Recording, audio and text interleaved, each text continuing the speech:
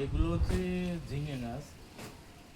ঝিঙের একটা চারা হয়েছে ওখানে, বাট ওটা লাগানো হয়নি, এমনি হয়েছে,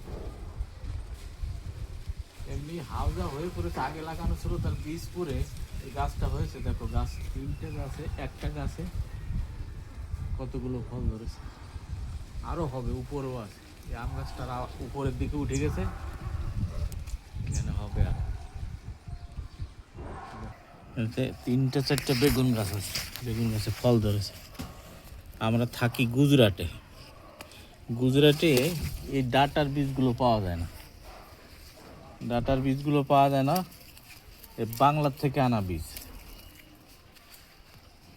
ডাটাগুলো হেভি হয়েছিল, কিন্তু কিছুটা পোকায় ধরেছে, পোকায় ধরে পাতাগুলো খেয়ে ফেলেছে। দেখা যাক কি হয়। আর এদিকে কিছু কুমড়ো গাছ আছে, লাউ গাছের চারাগুলো কিন্তু দেখো, এখানে চারা দিয়েছিলাম লাউ গাছে। এই পাশে কুমড়ো গাছ, কুমড়োর এখনো ফল কিছু আসেনি, কোনো ফল আসেনি, ফুলও আসে। গাছটা ভালোই হয়েছে। উপরে ওগুলো শশা গাছ।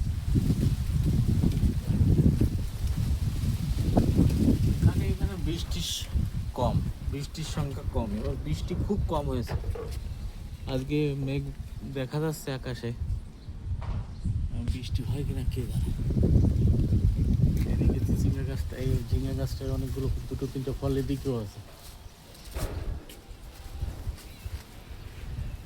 আম গাছের পাতার মধ্যে তো ভালো করে বোঝা যায় না।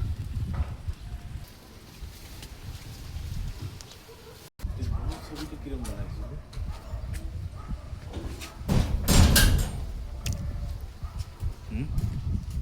তুলসীর চারা হয়েছে, কি পোকায় যেটা খেয়ে দিচ্ছে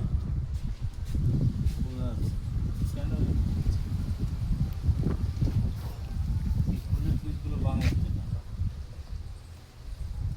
এখানে একটা নিম গাছের চারা হয়েছে।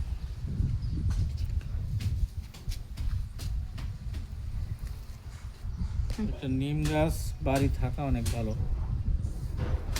দেখা যাক যে নিম গাছের চারাটা কোথায় লাগানো যায়। বাড়ি ছোট জায়গা, এবার ভাবছি ছাদে নিয়ে লাগালে কীরকম হয়। এখানে প্রচণ্ড হাওয়া, ছাদে কোনো কিছু রাখা যায় না। এখানে একটা আলু গাছ বললে কি গাছ আলু, গাছ আলুর মধ্যে আবার একটা পাখির বাসা হয়েছে।